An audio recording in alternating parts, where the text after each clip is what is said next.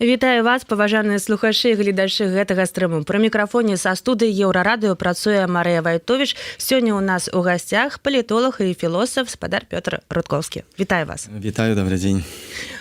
Ліцвінізм, мараль і калектыўная расправа. Так называецца тэма нашага сённяшняга эфіру, але таксама і паразмаўляем пра самыя апошнія навіны Беларусі. Я нагадаю, што вы можаце пакідаць свае пытанні пад нашым стрымам, пакідаць свае каментары, падпісвайцеся, калі ласка, на наш YouTube-канал, калі для вас гэта бяспечна. Будзьце актыўнымі і поехали. Спадар Пётр, я б хотела, конечно, мы з вами ўжо анансавалі такую тэму, што будзем размаўляць з вами пра ліцвінізм. Я віншую нас усіх. Спадар Пётр Рудкоўскі правёў і праводзіць далей такое моцнае даследаванне гэтага феномену, гэтага паняцця, як ён праяўляецца, як рэагуюць на ліцвінізм з розныя бакі думак, я не ведаю, меркаванні на гэтую тэму, я б сказала, аўтары. І пра гэта мы абавязкова сёння будзем размаўляць, але пачнем з апошніх навінаў. Ведаю, што сёння Александр Лукашенко праводзіць такую нараду у Палацы Незалежнасці ў Менску. Ён сустракаецца з кіраўнікамі беларускіх дипмісій. І што мы заўважылі? Ён сказаў такі выраз. За эти 4 года, находясь на одном из самых опасных разломов глобального противостояния, Беларусь смогла сохранить главное – мирное небо над головой. Несмотря на жесточайшие экономические давления, удалось обеспечить людей работой, дать рост доходов и надежду на завтрашний день. Вось такие словы сегодня прогучали у Палаца Незалежности, и мы ведаем, что учора у Менску отбылась такая неприемная ситуация, у дом трапіў дрон, і рэакцыі пакуль ніякай няма. Як вы лічыце, чаму Лукашенко так проста нахабна ігнаруе гэтую тэму? З таго, што я памятаю, то хтосьці там з уладаў прызнаў, не памятаеце, гэта гарадскія ўлады ці там цэнтральная ўлада, але менш істотна. Ва ўсякім разе гэта рэч, гэта не ёсць тая рэч, на которую там які-кольвіш урад схільны акцэнтаваць увагу. Гэта, канешне, пэўна, такі скрыгат. Але сарцавіна паслання Лукашэнкі такая, што вакол, скажам так, не абсалютна вакол, скажам, не на захад, але на ўсход, на поўдзень, там грымяць выстрелы, там бомбы ляцяць, скажем, Украіны.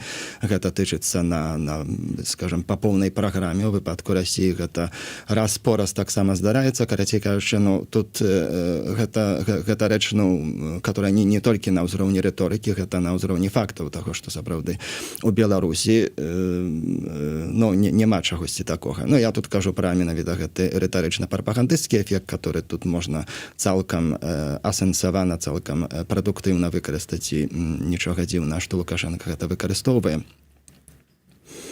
Добра, але ўсё ж такі, так, такое адчуванне, што падаючы дрон у Беларусі, гэта ўжо такая нармальная з'ява, пра якую трэба ці размаўляць вельмі ціха, рэагаваць так, між іншым, там, і не рабіць з гэтага падзею. Нас военны час? Значыць, гэта не ёсць тое, што адбываецца рэгулярна. Гэта адзін раз на, скажам, не ведаю, там паўгода ці раз на год нейкая падобнага тыпу афёра з'яўляецца. І тое, што там улады, ці там прапаганда, ці ідэолагі не схільны акцэнтаваць на гэта ўвагу, это зразумела.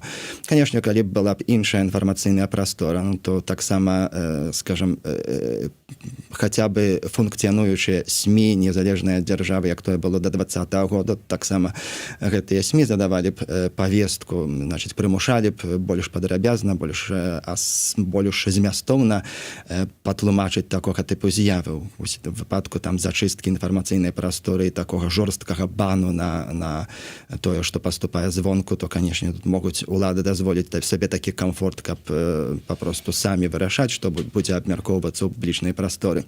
Але тут не бачу патрэбы значыць факт гэта дрону як сам факт гэтай там заявы значыць рабіць як нешта такое палітычна знакавае. Канешне, я тут абсалютна не хочу сказаць, што як бы той страх, не ведаць, там ёсць пацярпелыя ці не пацярпелыя, ва всякім разе тая пагроза, которая ўзнікла для людзей, што это можна ігнараваць, абсалютна не.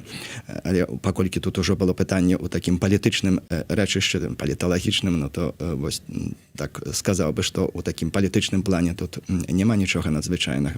Ну, ўсё як звычайна, але зачапілася за тое, што вы сказалі, што як паколькі няма у Беларусі не засталося журналістаў, медыя, якія б задавалі, падымалі гэтае пытанне, так, то мы, атрымліваецца, жывем у такі час, што шмат тэм так будзе глушыцца.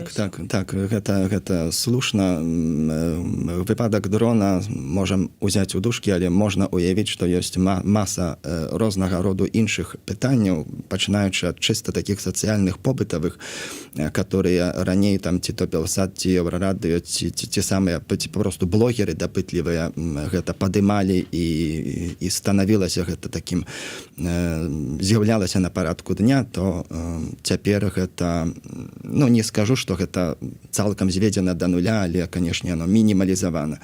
Цяпер і гэты страх прысутнічае, ну і сама зачыстка медыйнага поля. Канешне, цалкам магчыма, што існуе агромністы букет праблемаў, которые унутры Беларусі гнездзяцца, але которые папросту не выходзяць на дзённае святло. А можам вельмі каротка трошачкі празважаць вось у гэтым кантэксце. Як вы лічыце, вось задумалася літаральна таксама напісала пост у сябе ў Фейсбуку пра сваё адчуванне прафесіі, пра адчуванне людзей у прафесіі, у журналістцы менавіта. Калі у нас сёння такая сітуацыя, што у Беларусі агулам засталіся толькі ці прапагандысцкія медыа, ці нейкія журналісты, якія мусяць граць па нейкіх правілах дзяржавы, а збольшага ўся альтэрнатывы знаходзіцца за мяжой.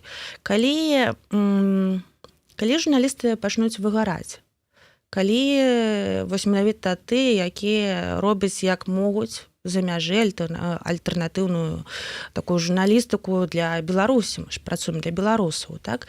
Да чаго гэта можа прывесці? Наколькі ўсё ж такі медыа сёння граюць важнае значэнне? Ну, бачыце, тут усё пазнаецца ў параўнанні. Калі вось прыгадаем канец 80-х гадоў, гэта яшчэ Савецкі Саюз, гэта камуністычны блок, а тым не менш грамадства пачынала адчуваць, што нешта адбываецца, нешта гарбачоўская перабудова. Да чаго яна прывядзе, што будзе азначаць, што там у тыя часы ніхто не ведаў, ці там да нейкіх пераменаў, ці да чагосьці адваротнага.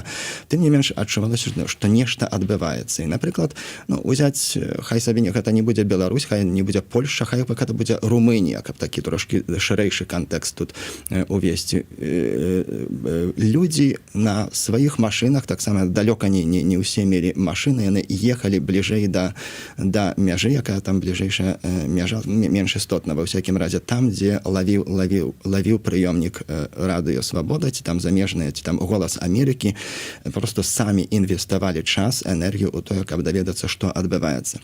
Не рабілі, хутчэй за ўсё, не рабілі гэтага ў сярэдзіне 80-х, у сярэдзіне 70-х гадоў. Тым не менш, тады, калі адчувалася, што нешта адбываецца, людзі гатовыя былі інвеставаць вельмі шмат сілаў, сродкаў, сваіх уласных фінансавых сродкаў, сілы, энергіі, каб атрымаць нейкія крупіцы, нейкая каліва інфармацыі. Таму цяпер у Беларусі зачышчанае поле, прыглушаная, вельмі моцна прыглушаная надзея. Тым не менш у выпадку, калі ці то ў геапалітычным плане, ці гэта можа знянацка, найчасцей гэта знянацку адбываецца, калі адчуе грамадства, частка грамадства адчувае, што нешта адбываецца абавязкова, гэты ресурс, медыйны ресурс, которага нашмат у разы болей, чым у тыя часы, у тыя 70-е, 80-е гады, і таксама каналаў камунікацыі нашмат болей, і магчымасцяў заблакаваць гэта нашмат меней у аўтарытарных рэжымаў, то, канешне, тады роля медыяў, так як і шэрагу іншых структураў апазіцыйных, хай сабе яны будуць функцыянаваць за мяжой, хай сабе яны, можа, будуць яшчэ менш значнымі, чым яны цяпер з'яўляюцца, бо калі гаворым пра перспектыву там 4-5 ці можа нават 10 гадоў, іх можа роля ўжо змяншацца па інерцыі, на жаль, гэта непазбежна. Тым не менш, тады роля будзе надзвычай істотная, надзвычай каласальная. Дзякуй вялікі, але тым не менш, як бы людзі не разумелі працу журналістаў, пра тое, што мы мусім пісаць пра розныя сітуацыі, якія адбываюцца ў нашым грамадстве, як бы часам не хацелася лезть у нейкія скандалы. Але разумеючы важнасць нейкіх праблем, мы іх уздымаем, так? І як звычайныя людзі на іх рэагуюць. Я веду да апошняга скандала, гаспадар Пётр, я ведаю, што вы адрэагавалі на сітуацыю з дикпікам Андрэя Стрыжака. Вось я чытала ваш вялікі допіс у Фейсбуку і пачнем з актуальнага. Вось чаму вы вырашылі публічна адрэагаваць на гэты скандал, што асабіста вас у ім закранула? Ну, тут є два моменти. І такий чоловічий момент. Гэта спадарыні, з аднаго боку, спадарыні, которые, адчулі сябе там пакрыўджанымі ці там уварваннем у іх асабістую прастору. І таксама асоба гаспадара Стрыжака, і больш агульная матывацыя, то бок нейкі уклад у дыскусію, дэбату на такога тыпу тэмы. Вось па гэтых трох прычынах, ці там 2,5 прычынах, важна, лічу патрэбным адрэагаваць на гэты выпадак. Дзякую. Вось вы называеце у сваім допісе высыланне дикпікаў амаральным актам. Чаму, на ваш погляд, у часткі публікі такі скепсіс да гэтай ацэнкі? Значыць, чаму скепсіс? Маеце на ўвазе, што частка людзей, там часцей гэта хіба тычыцца мужчын, хоць таксама там я чытаў дыскусію пад пастом гаспадара Стрыжака, таксама і спадарыні часам выказвалі пэўны такі скепсіс. Тут што вы заўважылі? Дзве прычыны, гэта і асабісты досвед. Вось некаторыя спадарыні казалі, там сотні высылалі мне такіх, я папросту гэта ігнаравала.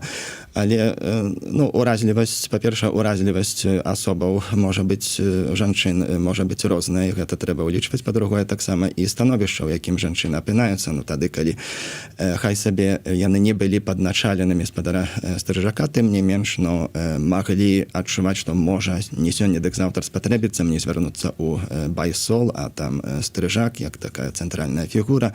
Вось, і гэта магло таксама дадаваць гэтага драматызму сітуацыі. Вось. Гэта сказаўшы, так як, магчыма, вы самі ўжо збіраліся падвесці да гэта, важна сказаць і другая рэч, што захоўванне пэўнай такой узважанасці ў кваліфікаванні амаральнага ўчынку. Так, учынак амаральны, тым не менш, стаўленне нароўні там з, не ведаю, фізічным гвалтам там, ці такім яскравым харасментам, то гэта таксама з'яўляецца перагібам і тым, што не служыць у доўгатэрміновай перспектыве пераадольванню рознага роду праблемаў, звязаных з сексуальнымі злоўжываннямі. Бо калі ўсё пачынаць так скідваць у адну кучу, то тады папросту, так як часцяком бывае, усё становіцца нічым. Я думаю, што з вами шмат хто паспрачаўся бы, бо існуюць розныя віды гвалту. Мы проста прывыклі, што нас вучылі, я не ведаю, мы там ведалі, што б'е, гэта гвалт. А калі нешта візуальнае, калі не, гэта ўжо не гвалт атрымліваецца, да? То бок людзі такое адчуванне, што не думаюць пра псіхіку, не думаюць пра там іншыя ўвогуле, як гэта можна даслаць. То бок гвалтаваць фізічна атрымліваецца гэта гвалт, так, менавіта там біць, а калі дасылаць, вы кажаце, што гэта не гвалт. Ну, гэта кваліфікаванне гэта як гвалт ва ўсякім, я трошкі іншы выраз тут ужыў стаўленне на адным узроўні з фізічным гвалтам. Гэта можа быць рытарычнымі спосабамі, там, не ведаю, такімі рознымі моўнымі прыёмамі для таго, каб паказаць, наколькі гэта нізка, подла і злачынна. Ну, значыць, тут дужа важна адрозніваць такі, скажам, дыстанцыйна сімвалічны ўплыў, ну, сімвалічны, хтось, скажем, можа кепскае слова, ва ўсякім разе гэта ўздзеянне з дапамогай, ну, вобразу, і гэта дыстанцыйна адбываецца. Так, як кажу, в залежнасці ад сітуацыі гэта можа быць больш альбо менш успрымацца як уварванне ў прыватную прастору і пэўная форма такога прыніжэння годнасці. Вось, і гэта трэба улічваць абавязкова. Тым не менш, ну, гэта не ёсць тое самае, што, напрыклад, фізічны гвалт альбо збіванне, а такія выпадкі ёсць. І калі папросту ўсё будзем на адным узроўні класці, то папросту, ну, гэта не будзе спрыяць пераадольванню праблемаў. Вось у гэтым кантэксце я бы хацела яшчэ запытацца, у вашым тэксце гучыць такая думка, што асуджэнне без культуры рэабілітацыі прыкмета прымітыўнага грамадства. Што для вас асабіста значыць культура рэабілітацыі? Так, это сапраўды даволі такі істотны момант, што само асуджэнне амаральнага ўчынку, там, злачынства і так далей, яно, ну, з'яўляецца паказнікам чагосьці добрага. Тым не менш, тут ёсць, ну, такая вельмі банальная рэч, што, скажем, усе мы грэшныя. Я не кажу, што усе з'яўляюцца там гвалтаўнікамі ці там аб'юзерамі у аднолькавым плане, тым не менш, тыя ці іншыя памылкі мы робім, ну, скажем, не мы, ну, каб тут, значыць, не інтэрпрэтаваць гэта асабіста, але карацей кажучы, ну, людзі могуць рабіць памылкі, людзі могуць таксама амаральныя ўчынкі рабіць. Варта таксама звярнуць увагу на тое, што маральныя нормы і ўразлівасць на пэўныя рэчы, яна вельмі змяняецца.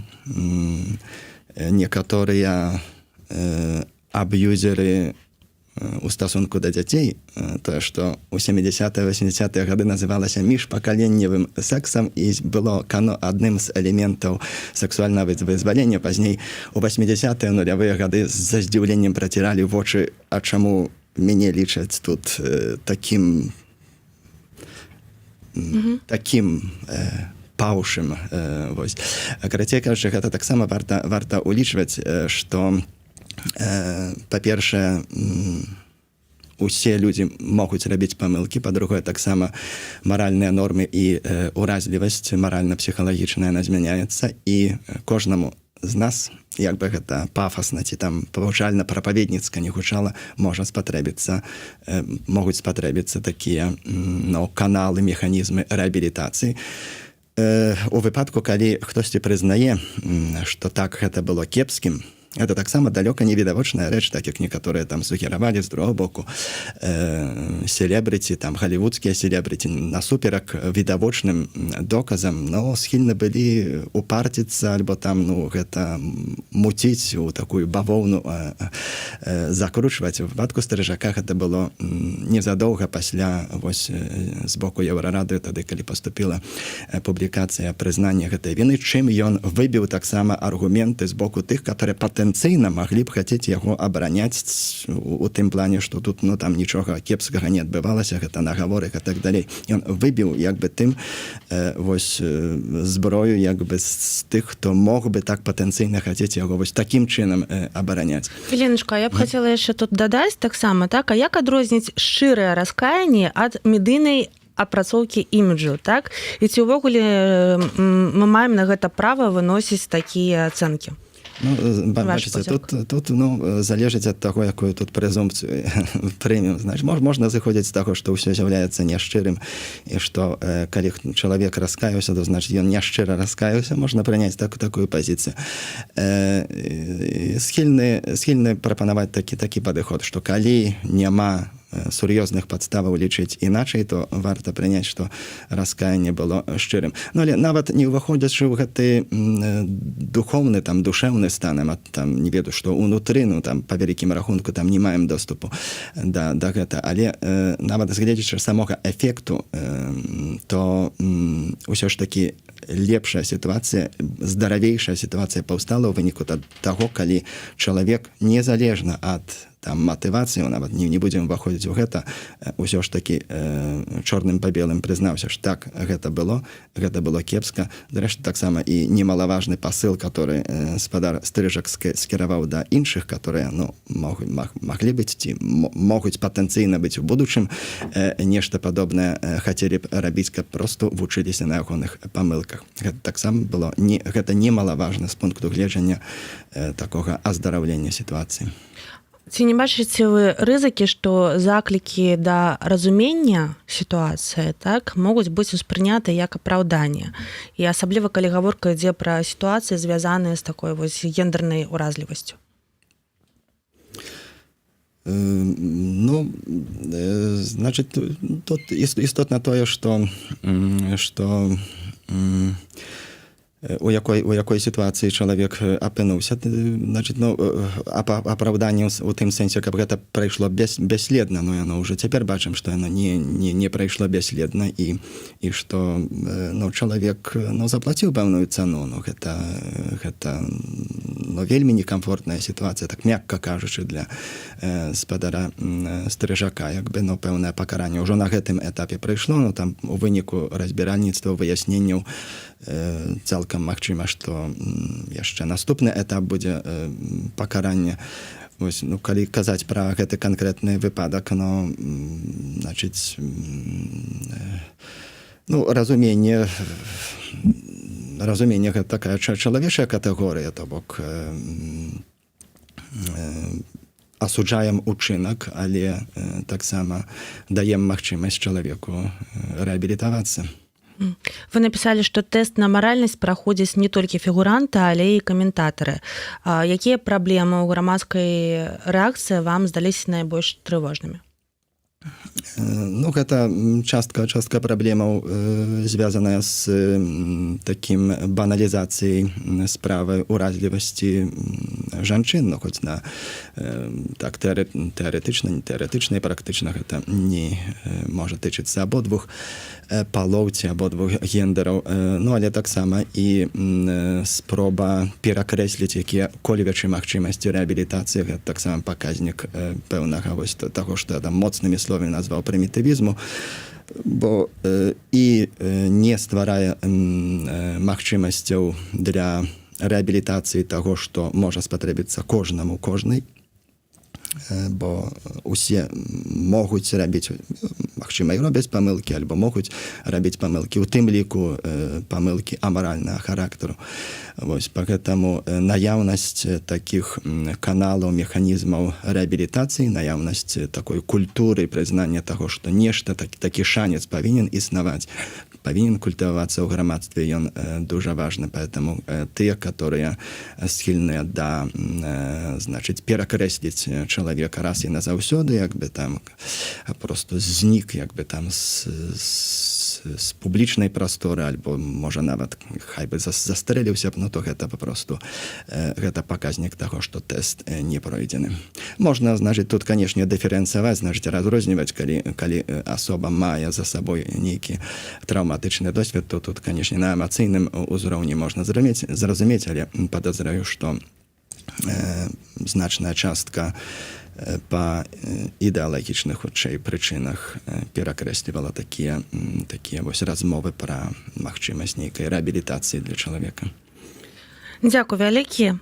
І тут мы нават трошкі сякерна перайдзем да нашай тэмы, каб не марнаваць час на нейкую падводку, напэўна, да гэтага.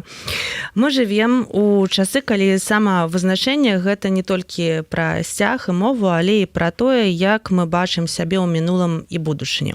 Ці можа лесвінская ідэнтычнасць стаць альтэрнатывай традыцыйнаму разуменню беларускасці? Філосаф і палітолог, наш госць Пётр Рудкоўскі, правёў унікальнае даследаванне лесвінізму і цяпер распавядзе, што хавае хаваецца за гэтым паняццем?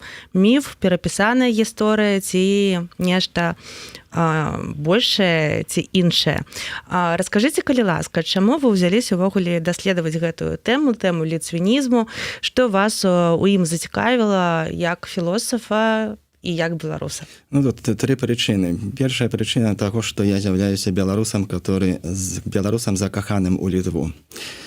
Так, беларус літванафіл, калі можна выкарыстаць такі слоў, любитель, альбо там чалавек, які любіць Літву, любіць літоўскую мову, культуру, гісторыю.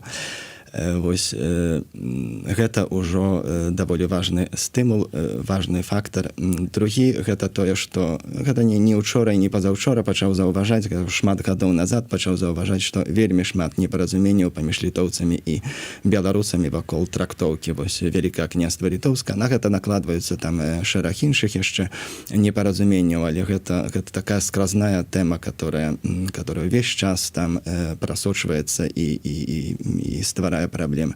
Ну і трэці, магчымасці, як бы тут, дзякуючы Еўрасаюзу, пэўнай праграме Еўрасаюзу, Community Building Initiative, гэты праект атрымаў падтрымку, дзякуючы чаму можна было некалькі месяцаў, так, у асноўным прысвяціць вывучэнні глыбінных прычын гэтых непаразуменняў, непаразуменняў ўсё ж такі мякка сказана канфліктаў, часцяком гэта канфлікты вакол таго, як трактаваць спадчыну Вялікага княства Літоўска. Дарэчы, вы кажаце, што праштудзіравалі, калі працавалі над гэтым праектам, 38 крыніц з абодвух бакоў, каля 38.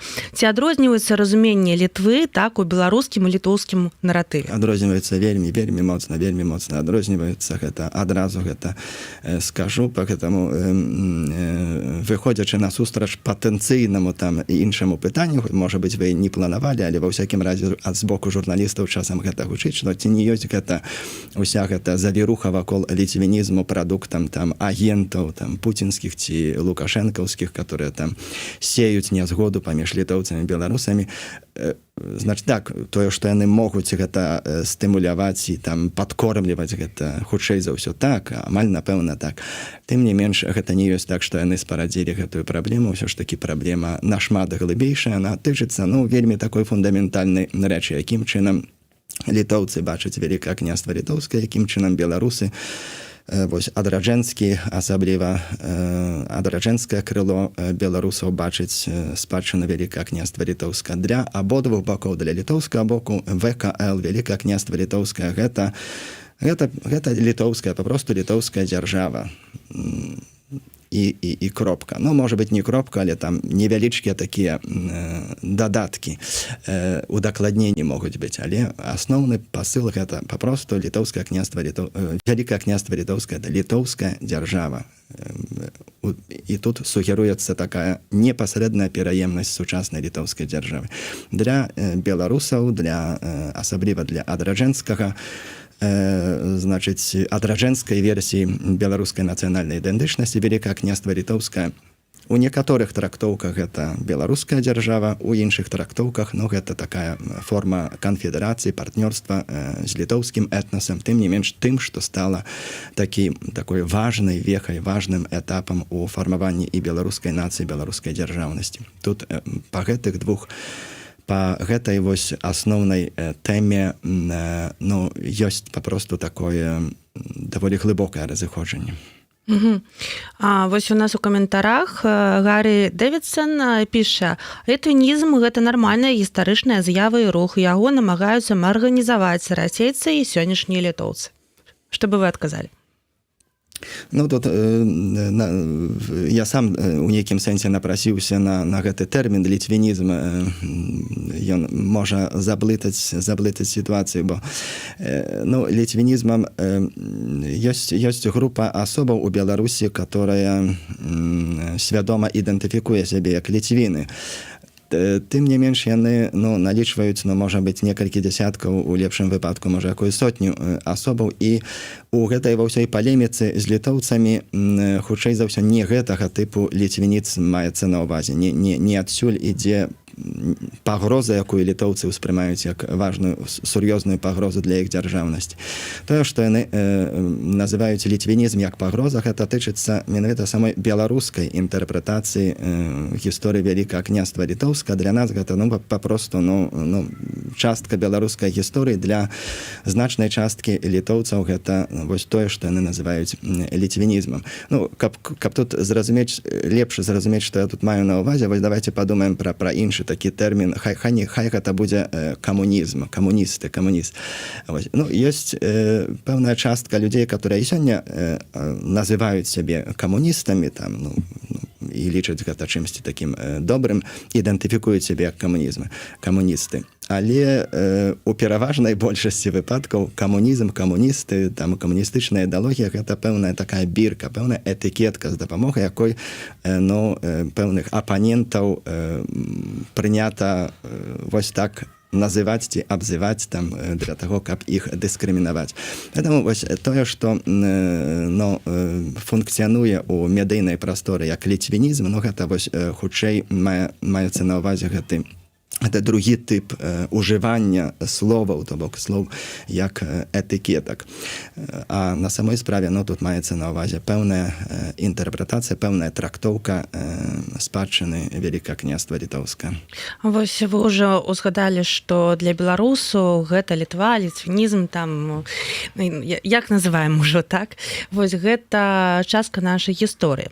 Але калі вось так трохі глыбей, ці можна літвінізм назваць альтэрнатыўнай беларускай ідэнтычнасцю, ці гэта зусім іншы культурны код? Бачыце, калі гаворка ідзе пра тое, што культывуе тых, умоўна кажучы, там 50 ці 60 чалавек у Беларусі, то не гэта і па прычыне маргінальнасці, тут як бы так прагматычна рэч беручы, але таксама нават калі прыняць, што нейкім цудам сталася б, што гэта стала б такім паўсюдным для беларусаў, хутчэй за ўсё гэта быў бы такі непамысны паварот справы, як бы тут усё ж такі і гэтая традыцыя беларусацэнтрычная, значыць, гэта звязаная з назвай Беларусю, з трактоўкай беларускай гісторыі, менавіта як беларускай, хай сабе пад рознымі назвамі, але Беларусь функцыянавала там на працягу стагоддзяў. Гэта ўжо рэч, которая склалася, і з гледзяшча таксама і патэнцыялу дыялогу з тымі самымі літоўцамі, ўсё ж такі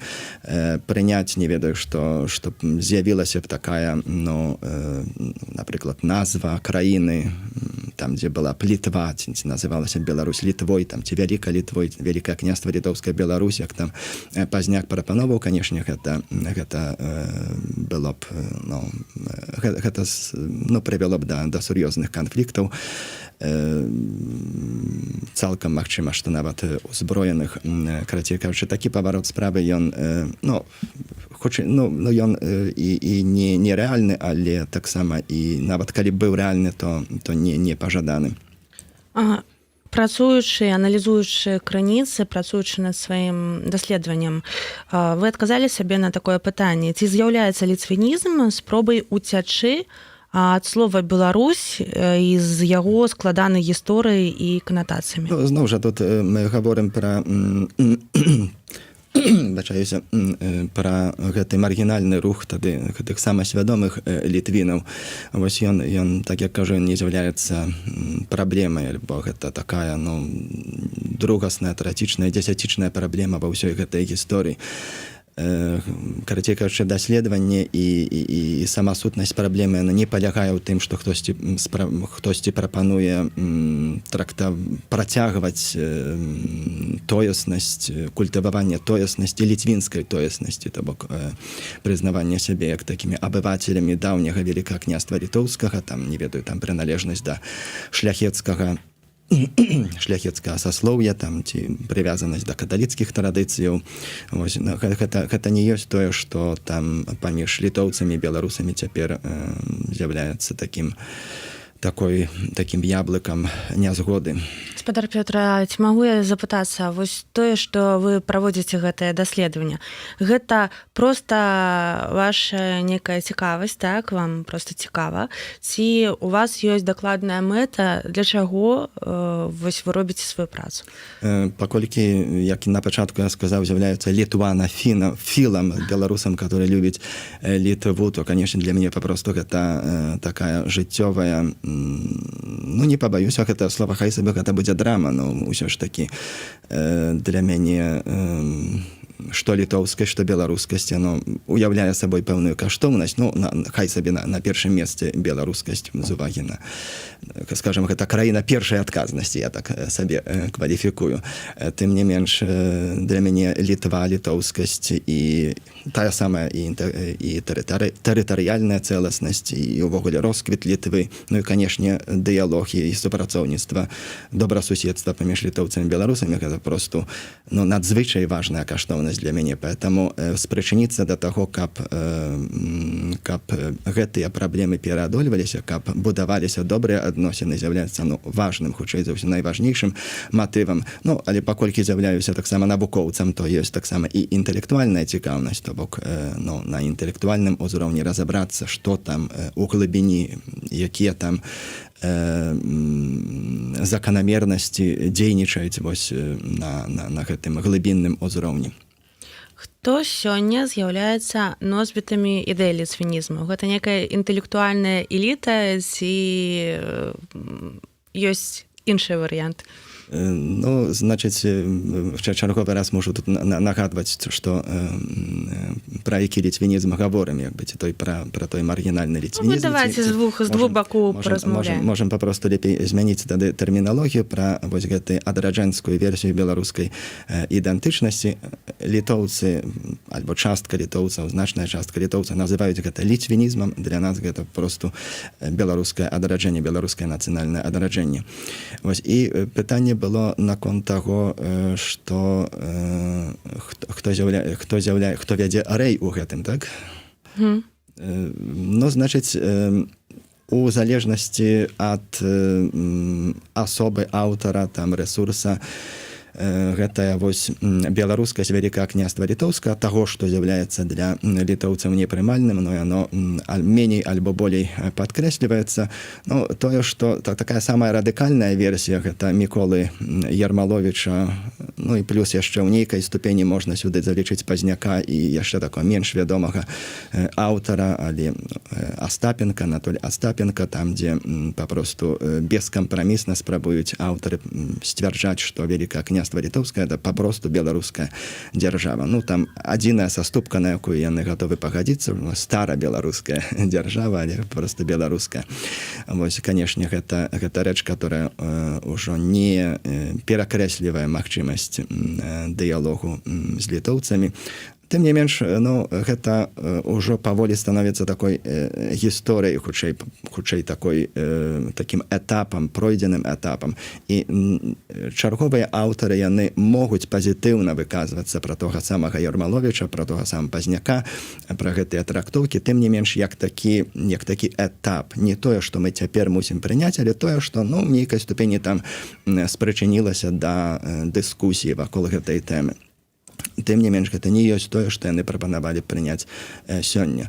Большая тэндэнцыя назіраецца ў напрамку партнёрскага федэральнага ўспрымання Вялікага княства літоўскага, што Вялікае княства літоўскае гэта была дзяржава, которая стваралася літоўцамі і беларусамі, альбо інакш, там, у залежнасці ад крыніцы, продкамі літоўцаў, продкамі беларусаў.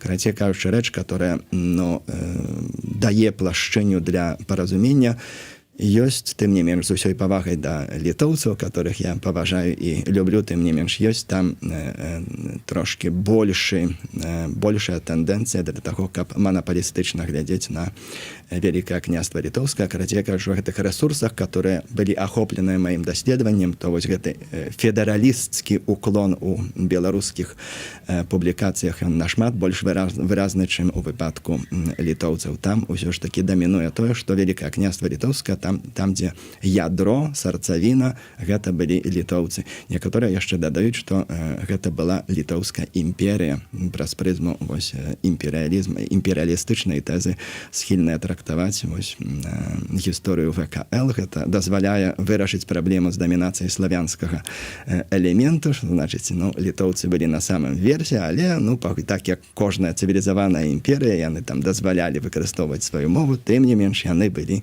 на чале, на версе, яны былі сарцавінай Вялікага княства Літоўска. Это рэч, которая з нашага боку, з боку беларуска, таксама тут складана яе прыняць. Меркаванне з чату. Диана Шимкунайте, калі я правильно прочитала, думаю, правильно пише.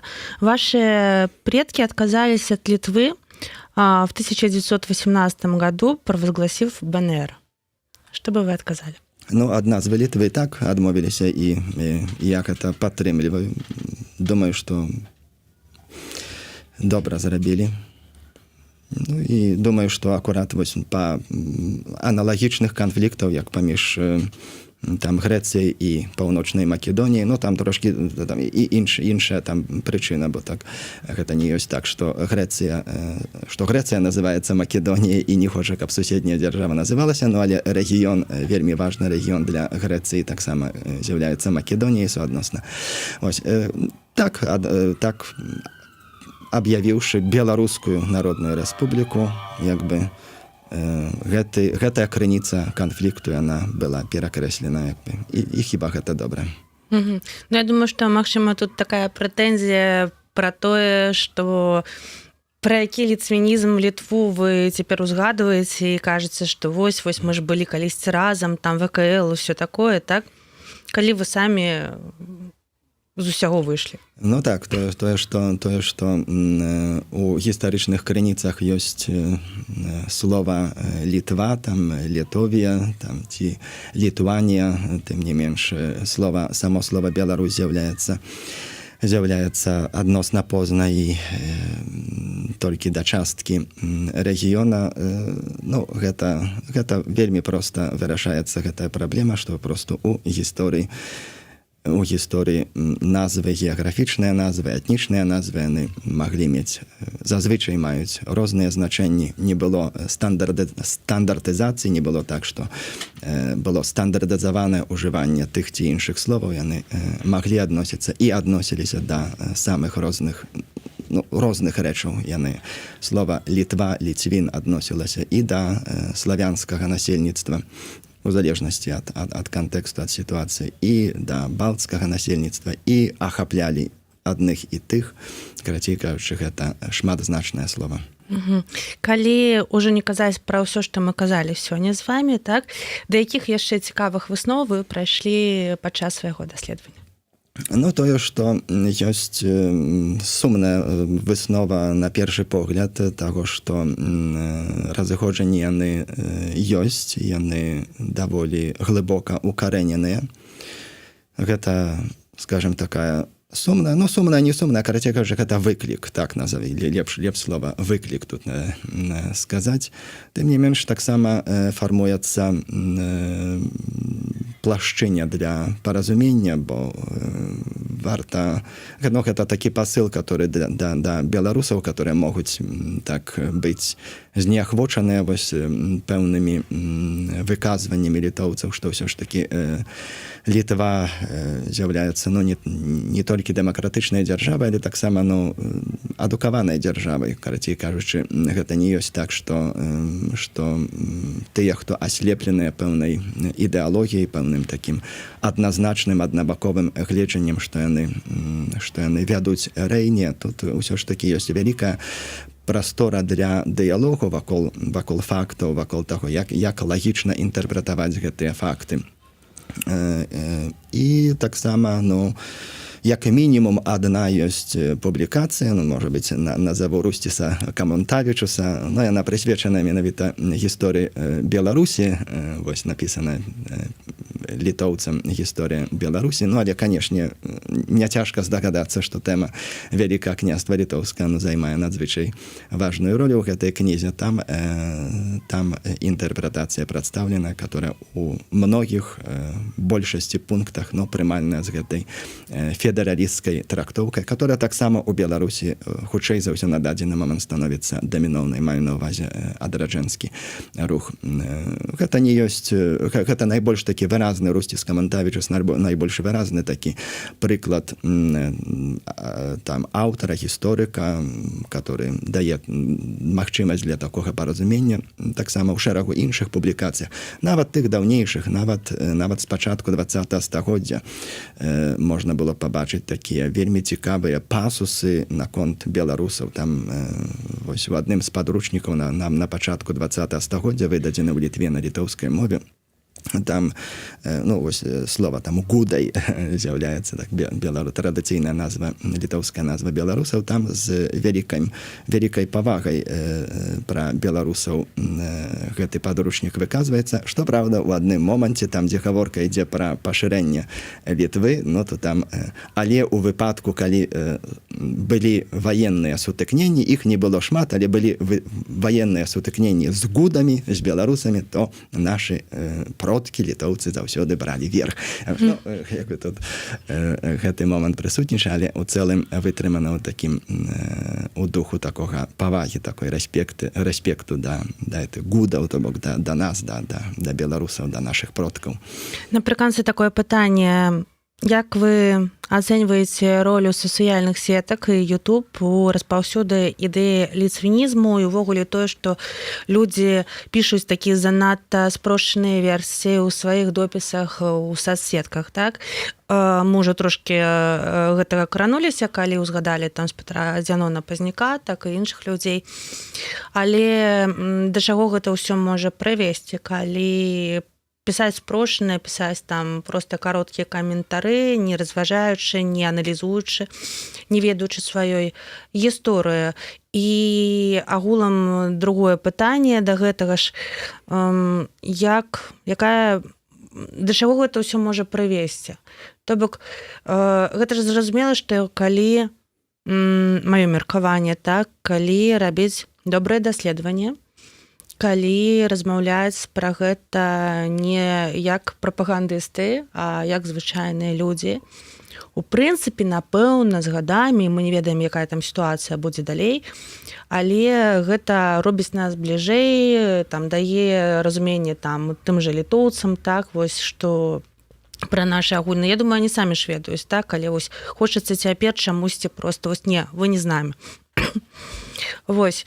А з іншага боку можна напісаць так, што наадварот гэта будзе як чырвоная ануча такая перад літоўцамі, і гэта вось яны будуць рабіць ўсё мажлівае, каб далей быць чым далей ад беларусаў. Вось як вы лічыце, так, вось пра гэтыя соцсеткі і прагнозы? Канешне, сацыяльныя сеткі з увагі на сваю спецыфіку, хаця бы тое, што прысутнічае ананімнасць альбо паўананімнасць, то там выказванні нашмат больш радыкальныя. Я там даволі грунтоўна прагледзеў, прыгледзеўся гэтым дыскусіям, которые вядуцца. Там, здаецца, група называецца Літвіны 02.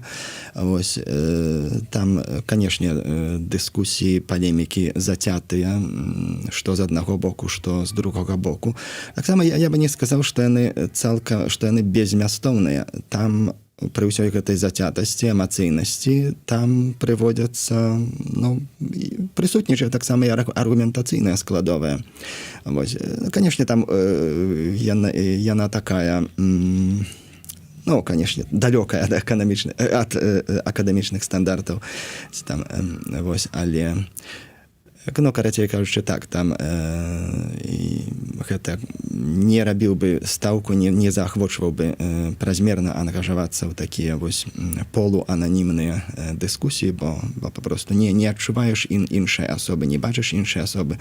Твая асабістая адказнасць змяншаецца тады, калі фармулюеш тыя ці іншыя, там, часам абразлівыя рэчы Вось больш важна было б, канешне, гэта такія паўнаспраўныя дыскусіі, гэта не абавязкова там офлайн спатканні, хоць гэта сама лепей тады, бо тады людзі бачаць сябе, адзін аднаго адчуваюць, але прынамсі онлайнавыя, тым не менш тады, калі няма гэтай ананімнасці, такога тыпу рэчы важна, каб яны адбываліся, і рэгулярна гэта лічу такім важным фактарам таго, каб не паглыбляўся гэты канфлікт, каб ён пераадольваўся, каб гэты дыялог трываў. І з надзея на тое, што будзе ісці ў добрым напрамку, яна ёсць паміж літоўцамі і палякамі. Калі так добра разабрацца, там канфліктагенных сітуацыяў, прычынаў яшчэ болей. Тым не менш, краіны, грамадствы, застаюцца, канешне, напружанне, тым не менш яны пераадольваюцца, гэтыя праблемы. Вось, ужо не кажучы пра палякі і украінцы, там папросту ёсць некалькі такіх сторонак у гісторыі, асабліва валынская тэма, которая, здавалася, павінна ўжо на стагоддзі перакрэсліць там паразуменне, але гэта не адбываецца. Паміж беларусамі і літоўцамі трэба тут таксама так у іншы бок сказаць, ёсць гэтыя сур'ёзныя непаразуменні, тым не менш яны не з'яўляюцца такімі вострымі, як паміж некаторымі іншымі суседзямі. Дзякуй вялікі. На жаль, часу ўжо няма. Размаўляем дыпламатычна, не канфліктуем, падтрымліваем вось такіх даследчыкаў, якія даследуюць, аналізуюць сітуацыю, праблему, дзеляцца сваімі новымі ведамі і таксама стараемся аналізаваць, цікавіцца нашай гісторыяй. Дзякуй вялікі, спадар Пётр, што сёння з'явіліся ў нашай студыі, распавялі пра сваё даследаванне. Дзякую, спадарыня Марыя, за запрашэнне, за гэтую магчымасць, дзякую Еўрарадыё за гэтую інфармацыйную місію. І сапраўды тут для мяне асабіста было важным, думаю, для агульнай справы даволі важным, каб прадставіць гэтую праблему, можа быць, з іншых бакоў, чым гэта звычайна робіцца. Я думаю, што даследаванне працягваецца. Мы паслухаем яшчэ нешта новенькае у наступным разам. З вами працавала Марыя Вайтовіч. Не пераключайцеся.